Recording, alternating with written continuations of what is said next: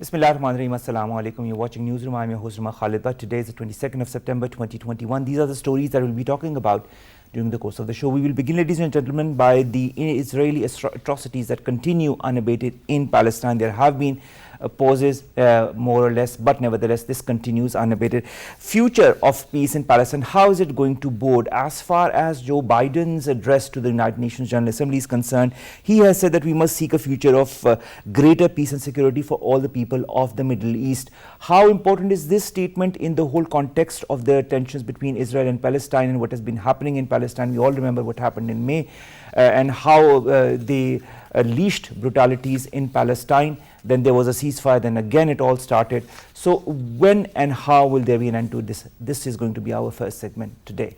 Our second story of the day and second segment as well is going to be Iran's new president, who on Tuesday has voiced his support for a renewed nuclear negotiation as an international debut, even as he talked about what he termed as a decline of the American hegemony.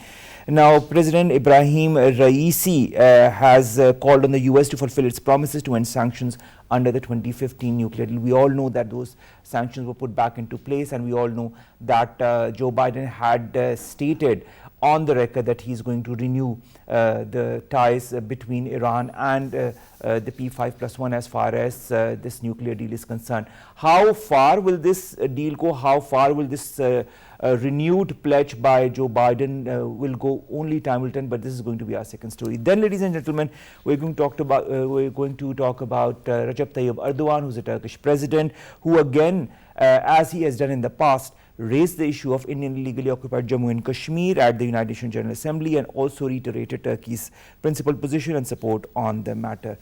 This, of course, is a reaffirmation of Turkey's stance as far as Indian illegally occupied Jammu and Kashmir is concerned. Then we'll be talking about the Federal Minister for Information and Broadcasting, Fawad Chaudhry, who along with Sheikh Rashid Ahmed Saab, who is the Minister for Interior, have said that a device was used to send a threat to the New Zealand cricket team belonged to India. In fact, he has unveiled a whole series of events that led to the New Zealand team cancelling their tour of Pakistan, and following which the British team, the English Cricket Board, also decided to not come to Pakistan. There's a whole conspiracy behind it, and it was unveiled in great detail by these two ministers. And of course, there's also the affirmation by the British ambassador to Pakistan, Christian Turner, who has also said that the British government wanted the English Cricket Board to play in Pakistan. This was not a decision by the British government.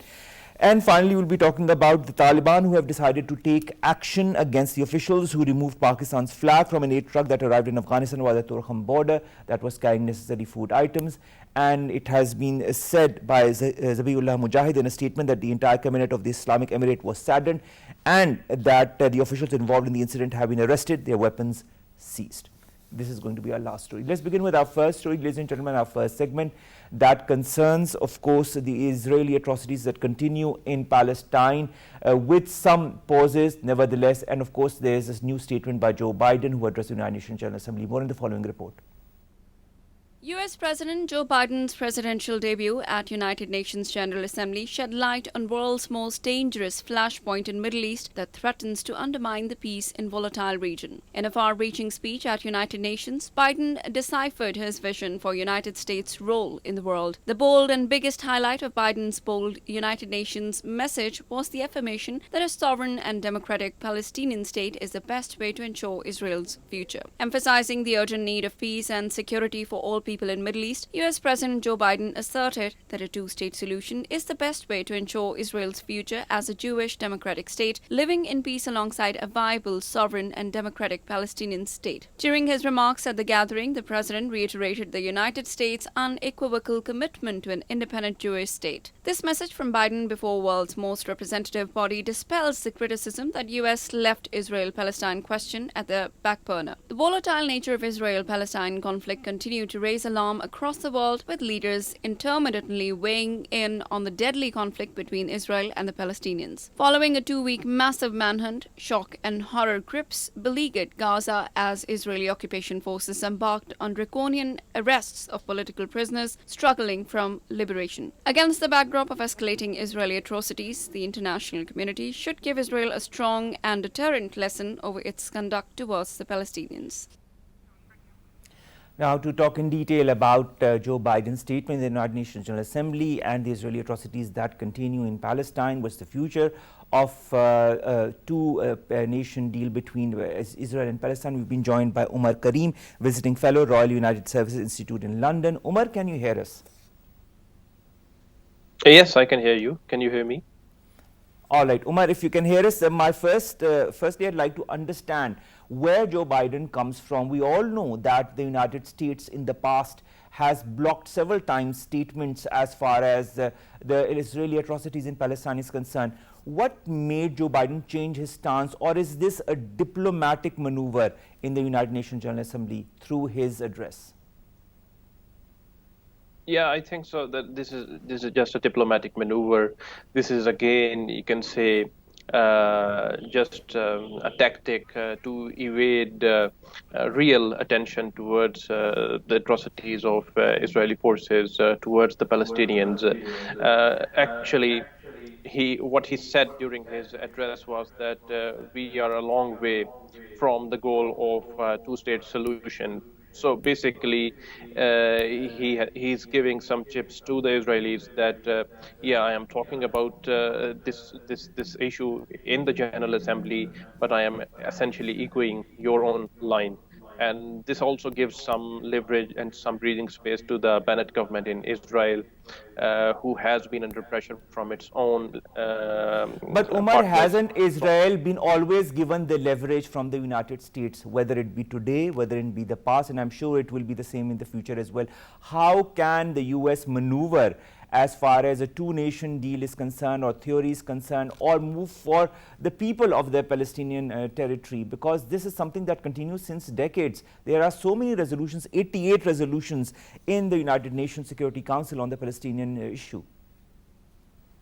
Yeah, absolutely true. I mean, the whole field is heavily tilted towards Israel, and Israel won't have been able to do many of its activities, and particularly the construction of many of its aggression towards the Palestinian lands without the approval or without the support of US. I think what US can do under Biden is limiting the defense support or defense aid towards Israel. We know that Israel has been subsidized by the US in terms of its purchases of defense equipment.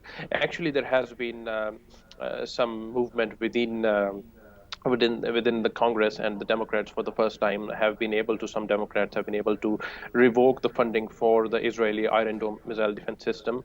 But we don't see real political maneuvering from the Biden administration. This is exactly where I wanted to come to: perception versus reality. There are so many differences and steps to take before that perception or those words that are mouthed by all the different important leaders are finally translated into action. Do you see that really happening, Umer, in the future? Unfortunately, the U.S. political sphere has structured in a way that whoever is in power, the side they have normalized support for Israel. And it's actually not support for Israel. It's also support for all the Israeli aggression, whether it is against Gaza, whether it is the consolidation of Israeli settlements in the West Bank. So there is actually no sense of justice within the U.S. political system when it comes towards the Israel and Palestine issue. However, I would say that by the support, or by the massive support which right-wing Israeli politicians and politics lent out towards people who are from a right conservative background within the U.S. Liberal and you can say leftist-oriented people from liberal and leftist political orientations within the U.S. have essentially having second thoughts about Israel and many of its actions. It is maybe All right, it this is second not thought that really you apparent. talked about, Umer, I'd like to highlight some of it because what happened in May, and we all remember the ceasefire that was announced in May after the 11 days of atrocities committed by the Israelis on Palestinians. And then there was a reaction that had never been seen before, whether it be by the Palestinians in Israel or whether it be in other countries where we had never seen people demonstrate against Israel happen. Do you feel, as you've just pointed out, that change is finally happening, but of course it might take some time before it really comes into play?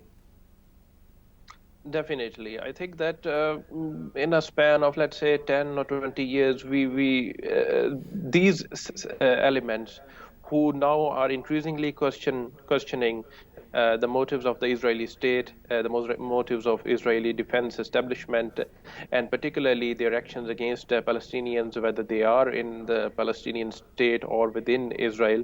I think these elements will only grow stronger and their questions will only become even more louder.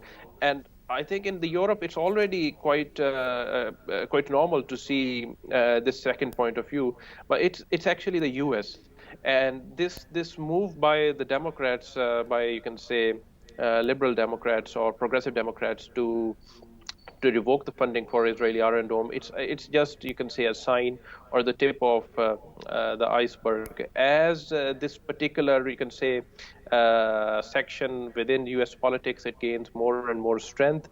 Definitely, they would be questioning these activities of the state of Israel, and it would become. And I think the seeds of all of this was sown in the time of Netanyahu when he actively quoted the far right wing political segment within U.S. politics.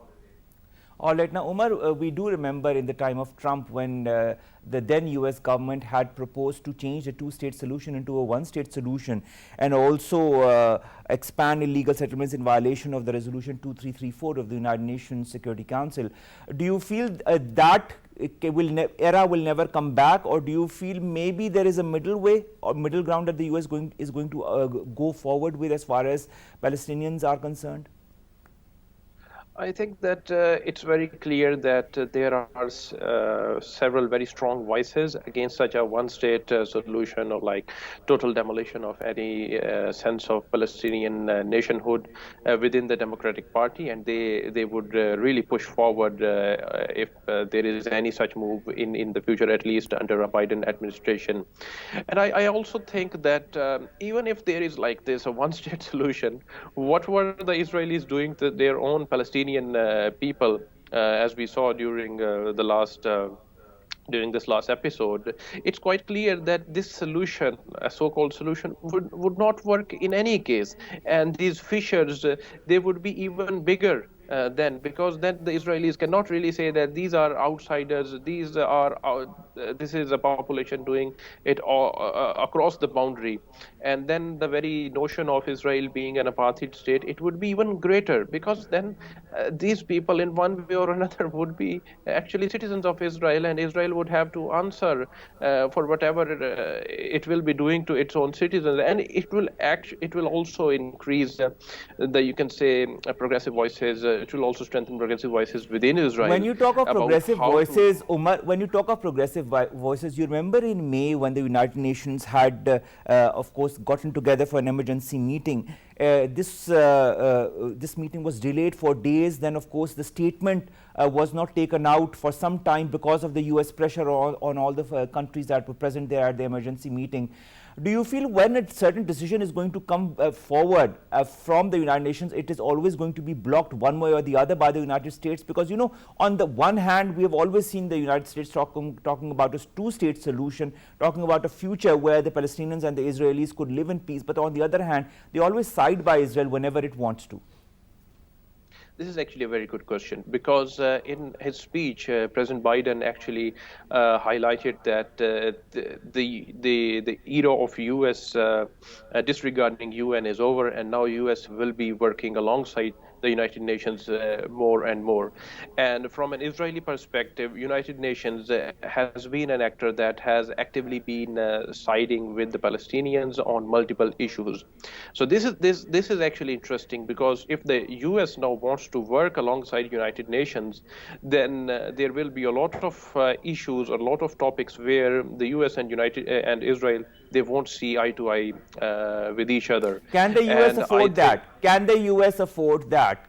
We have never seen the US go at loggerheads with Israel in the past. Will it do so now? I think US can afford everything, because it is Israel which is dependent upon the US and not vice versa. Also, All right. I think politically, if President Biden can survive something like the recent withdrawal from Afghanistan, he can take a lot of other political challenges without much repercussions. All right. But Umer, when we see the statement of Joe Biden, we have heard similar statements in the past from different US presidents as well. But, you know, we have never seen any proper action coming out of those statements. Those statements have remained statements and have never translated in any kind of action as per those 88 resolutions that are present in the United Nations Security Council. What now then? Is the United Nations a tangible body to address these issues? Is it the OIC? Is it some other organization that the Palestinians should refer themselves to? I think all these bodies, they are quite you can say tangible. They are quite relevant, but they are always rendered toothless because of active intervention of US in favor of Israel. What now I see is that how can the US stance actually change? This is the main question. Or will it change in future? That will only happen when, you know, the long-standing status quo tradition within the US politics on the Israeli question and people who represent that position are being replaced by those people who are actually having second thoughts over it and who want to revise the traditional Umer, will US that approach happen? I towards mean, Israel. it's interesting that we discuss on these different issues, but, you know, will that ever happen? What's a pragmatic approach? What's a practical approach to that? I think there is a chance for that happening, because we have seen the worst on the other side under President Trump. And because the US political spectrum is getting increasingly polarized very heavily, these divisions or these, you can say, different segments within the US political spectrum, they will be coming to power in one way or another subsequently. And when, you know, when the wrong side of this US political spectrum is in power, then at least there will be, I don't say that Israel would be under hammer from the US, but at least there would be much more pressure on the Israel to sit with the Palestinians, because right now there is no pressure on the Israelis to actively engage the Palestinians for any sort of negotiations. All right. Now, Biden also said something, and I quote unquote, that the world faces a decisive decade, one in which leaders must work together. We know there are so many different changes that are happening as far as the political situation across the globe, whether it be the AUKUS deal between the US, the UK and Australia, whether it be the changing dynamics between America and India, and of course in parallel to China, and the whole new region that is being, of course, alliances that are being developed in this region as well and in other regions. Does that put the Palestinian issue on a back burner? To some extent, this definitely puts the Palestinian issue on the back burner. And unfortunately, whenever it is on the front burner, it is because of the atrocities or aggression of Israel. So then there is a question that, isn't it good that this whole the issue is only highlighted when there is some improvement and not when there is some attack going on over the Palestinians? But I think that eventually this issue will be reoccurring time and again, and the Israelis would eventually have to think about where they want to go with this, because this is not sustainable. If the Israelis think that this is sustainable, this is really not. And they have seen that the Palestinians who live within Israel, who pronounce themselves as citizens of Israel, they demonstrated after what happened in May this year. Exactly. Exactly. So, how can the this? whole question, Umer, to be very frank, at the end of the day, is that we don't know what's going to happen. It all depends on the US, as per our discussion, as per my previous discussions with other analysts as well. But will the US ever take a stance? Will it ever make a change as far as its politics towards Palestine or Israel are concerned? That is the huge question mark, because all the 88 resolutions, can become 188 resolutions, but nothing will be translated into action until and unless the United States firmly takes a stance and translates that stance into action. Thank you very much, Umer Karim, visiting fellow, Royal United Services Institute in London, to have joined us and to have talked to us about the issue that is happening in Palestine, and of course the atrocities that the Israelis are perpetrating on the Palestinians. But of course only time will tell how this will change, because the statements, the main statements, they need to be translated into action. Our second story of the day, ladies and gentlemen, concerns what the Iranian president, the newly elected Iranian president, talked to as far as the United Nations General Assembly is concerned. He not only voiced support for renewed nuclear negotiations, but also talked about the decline of US hegemony. More in the following report.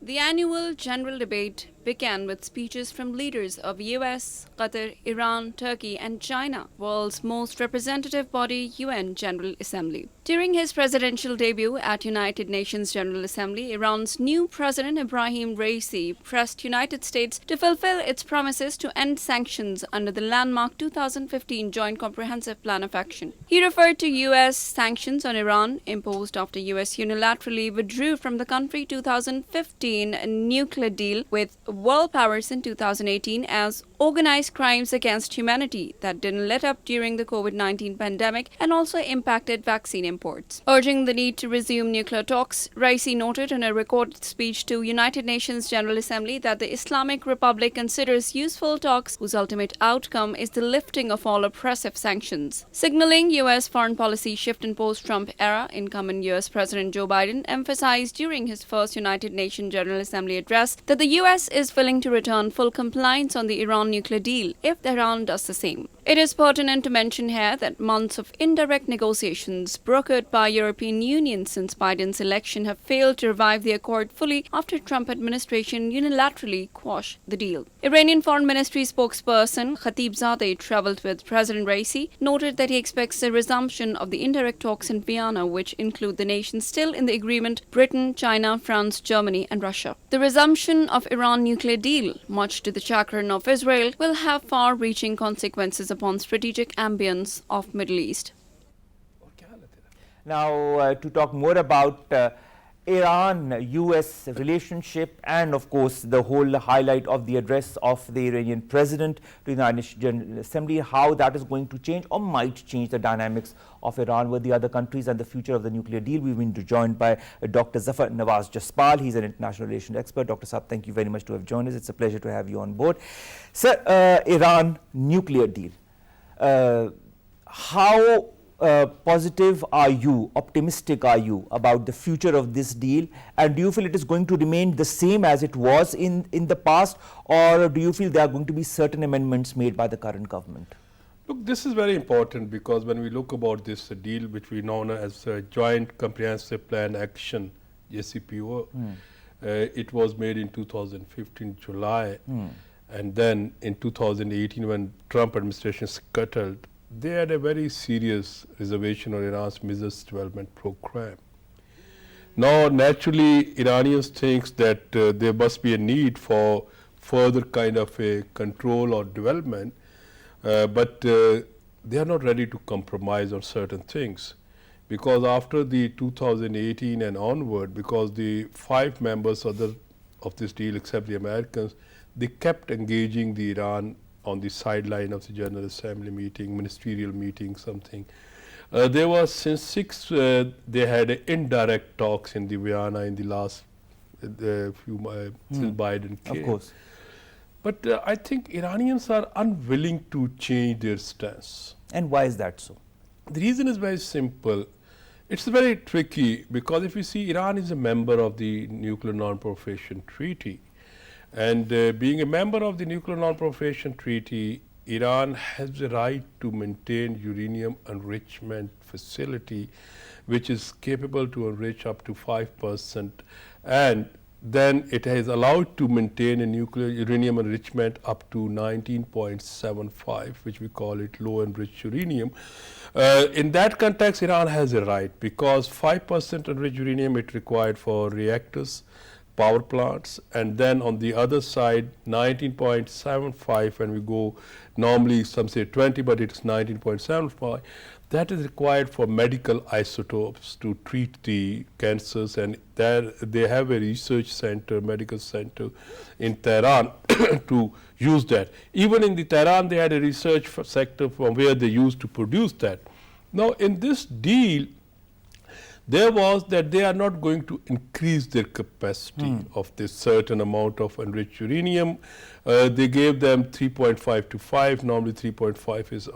So if we can go, what is happening in Iran today, they are within the limits of the what we call it, and all are under the safeguards. But there is a possibility, because now the reports are that Iranians have, since they withdrew, they have gathered around 120 kilogram of 20% enriched uranium. Though it's still low enriched uranium, it did not cross the threshold.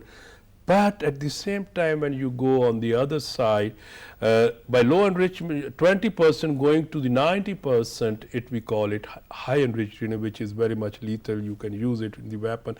Ideal is 93% enriched uranium. Now, in this context, when we are looking about the Iran's strengths, they are within the NPT requirement. But it's established fact that if you have a 20% enriched uranium, next day if you decide, you can just cross the threshold and you will be entering into. So of course there are a lot of question marks. Yeah, that is a valid question mark. Second important thing is they produce the uranium metal. Uranium metal you can use in the shape of the strengthening the even conventional weapons. You can say penetrating capacity, that could be the metal which is not permitted under this deal. Now, what the Iranians demand, they say first you lift the sanctions and then we will move ahead.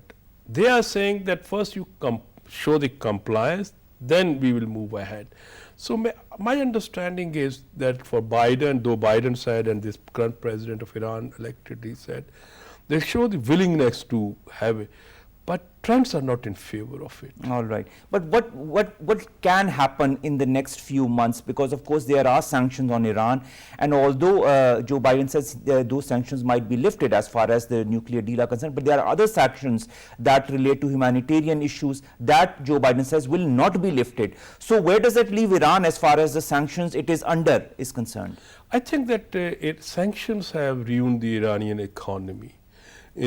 Sanctions have been used to blackmail the Iranians, and Iranian leadership, and even in the United Nations they have said this, that religiously weapons of mass destruction are prohibited, and therefore we are not inclined, or we don't have a military doctrine or a posture in which nuclear weapons have a place. But they fail to see that religiously, for the sake of a defense or for deterrence, these things are permitted as well. So it is, but for the time being, they are linking these weapons of mass destruction with that thing. That Iranians have shown, because all their facilities are under the IAEA safeguards in that context. But the issue is what is going to happen, that if Iranians have a free check, like JCPOA, it encourages the other Middle Eastern states. There are 3 states in line. First is what we call it, Saudi Arabia. I have seen Saudi Arabians not once but many times they have said, if Iranians will go for a nuclearization, we immediately go. Then we have seen that Egypt has a capacity. Then now UAE is purchasing the nuclear reactors for power generation, but not up to that. Turkey has in the region. So what we call it, that Iranians' freedom to enrich uranium up to even to keep this amount and increasing the amount, even the low enriched uranium, that is alarming for the other states. All right. But of course, it is alarming for the other states. In this whole context that you've just explained, which I'm sure the United States knows and understands very well as well, shouldn't it move swiftly as far as moving towards some kind of a deal with Iran is concerned and an amended maybe JCPOA is concerned, so that Iran stops uranium enrichment and the sanctions could be lifted at least to some extent? Look, I think that amendments will be not acceptable to the Iran. Let's say.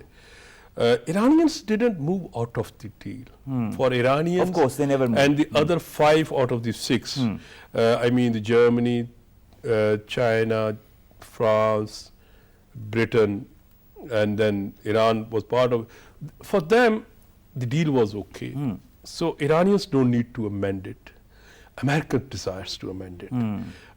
And the Trump administration said that in the deal there must be a clause which you can say limit the Iran's missiles program. Iran's ballistic missiles program is very much maturing and matured, and they tested, conducted successful. So what was Trump's allegation on the previous administration, or they said that they negotiated deal without keeping or without taking into account Iran's ballistic missiles program. As we all know, ballistic missiles are the best delivery vehicles of the nuclear warheads. So when we say nuclear weapons, delivery vehicle and the warhead together constitute nuclear weapon. In that context, Americans are alarmed that if you keep this, tomorrow they stepped out of the deal, they have a delivery vehicle is available, they can use it even if it is a 25% or 40% or 60% enriched uranium, though it will be not up to the standard mark of the weapon, but it will be lethal.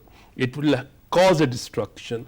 So that's why amendment is the demand of the Americans, and maybe Iranians are not ready for that. And all right, there's also the Israeli angle to all of this. We know that there is no love lost, as we can say, between Israel and Iran, and Israel will definitely put on pressure on the United States, as it has been in the past as well, not to go forward with any kind of a future deal with Iran.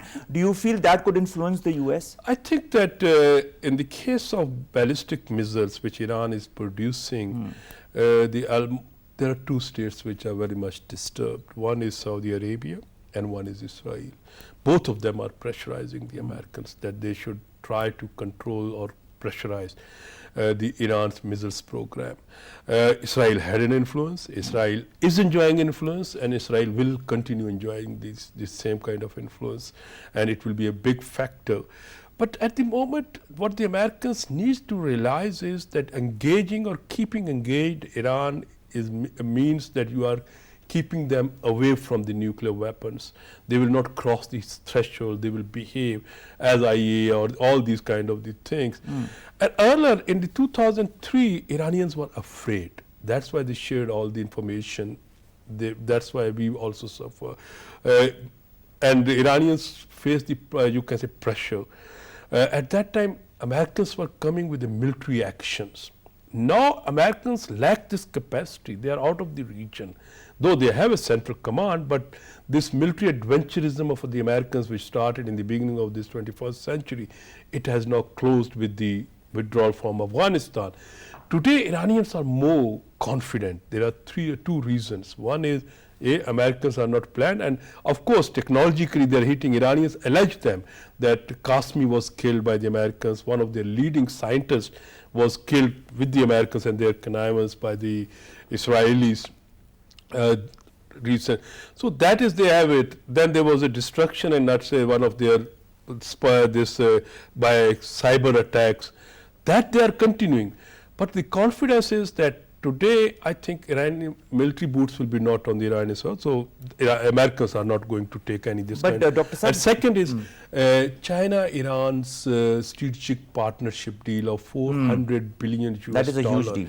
And though Americans squeezed the Iranians when the Trump administration moved, and they compelled the Indians to go for a zero purchase of the oil from Iran, and then Indians started with Saudi Arabia. So that's, there are. But today, Iran, dealing with Iran, Americans are on a weak, lesser level as compared to 2015 or earlier.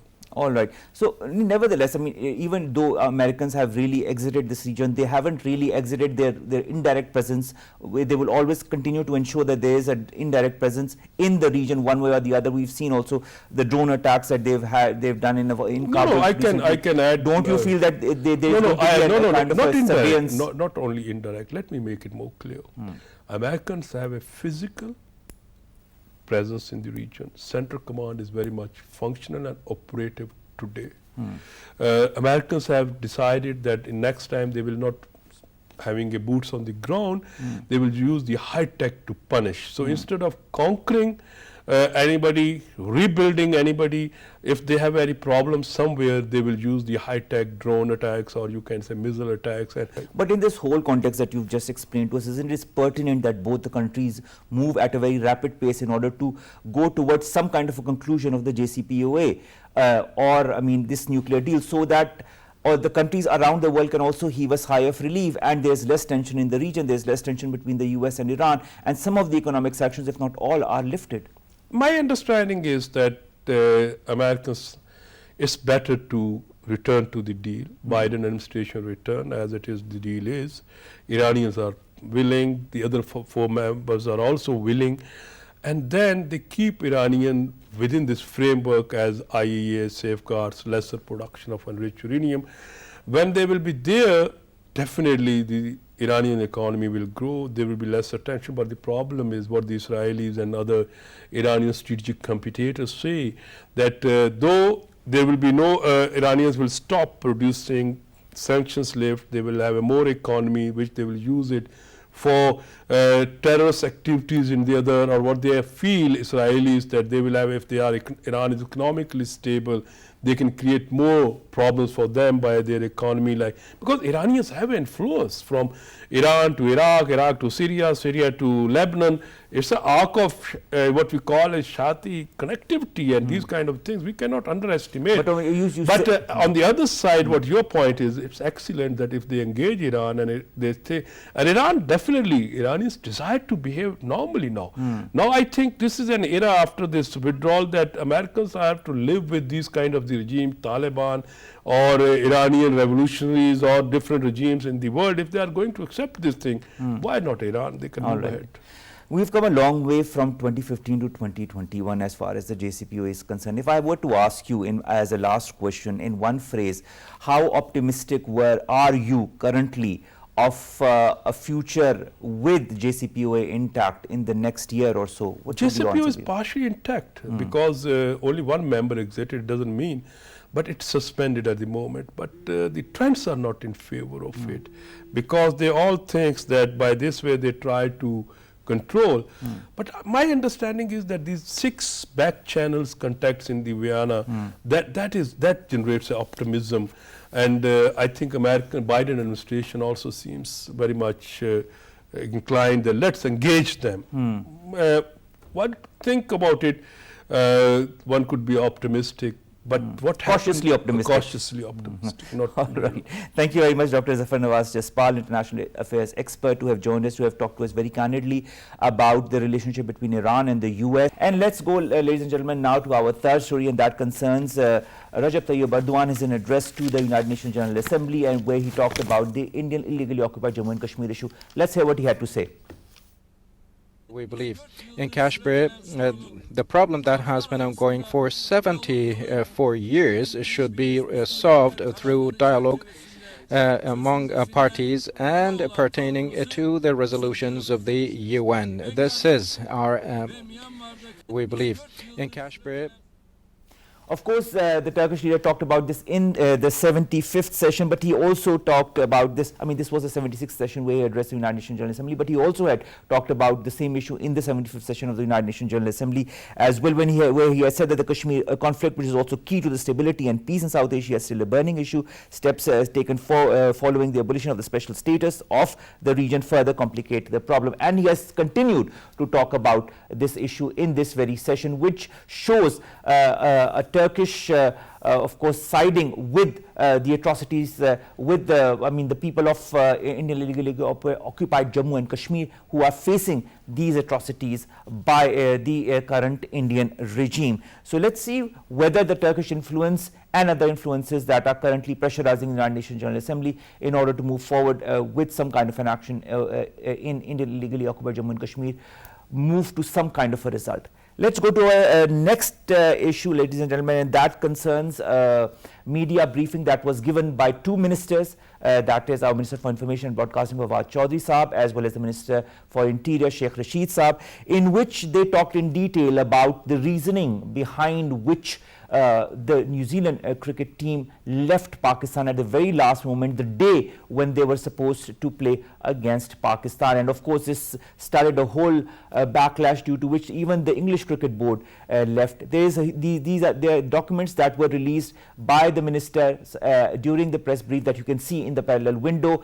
And of course, there has been comments by Ramiz Raja Saab as well on the frustration because of the departure of the New Zealand cricket team, and then the non-compliance by the English Cricket Board. Also, the British ambassador to Pakistan, Christian Turner, said that as far as the British team is concerned, the British government wanted them to come and play in Pakistan, but this is a decision taken by the English Cricket Board as far as their non-compliance with the tour to Pakistan is concerned.